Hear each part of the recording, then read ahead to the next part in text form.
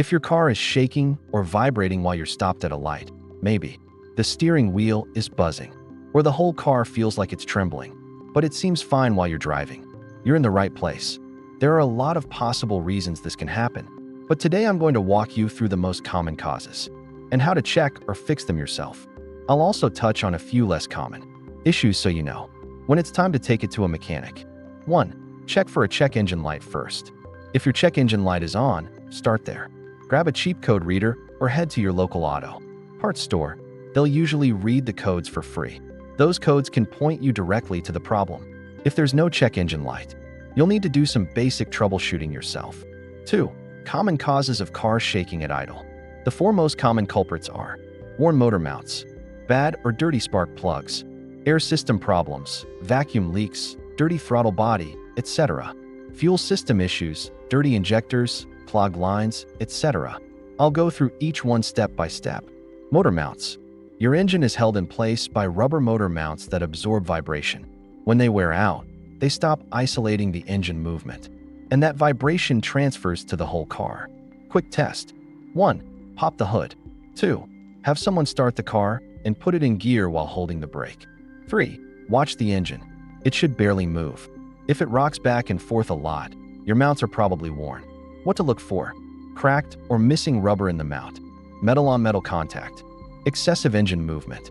Most cars have 3 to 4 mounts, usually one on each side of the engine, one in the front, and sometimes one for the transmission. If one fails, it puts more stress on the others. So if you're replacing one, check the rest. Keep in mind, mount bolts are big and tight. You'll need a breaker bar and proper tools if you're doing this yourself. Spark plugs. Bad spark plugs can cause a rough idle because they're not burning fuel efficiently.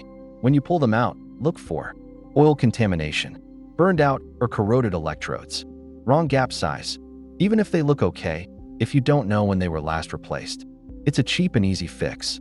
Most cars have a recommended spark plug change interval. Check your manual. Air system. Your engine needs the right mix of air and fuel to run smoothly. If extra air gets in or the system is dirty, it can cause rough idle. Common problems. Vacuum leaks, cracked or collapsed hoses, loose fittings, bad gaskets, dirty throttle body, carbon buildup around the throttle plate, dirty mass airflow, MAF, sensor, can mess up air/fuel calculations. How to find vacuum leaks. Look and feel for cracked hoses. Listen for a hissing sound while the engine runs. Spray carb cleaner around suspected areas. If the idle changes, you found a leak. Cleaning tips. Use throttle body cleaner to clean inside the throttle body, but don't force the butterfly plate open on electronic throttle bodies.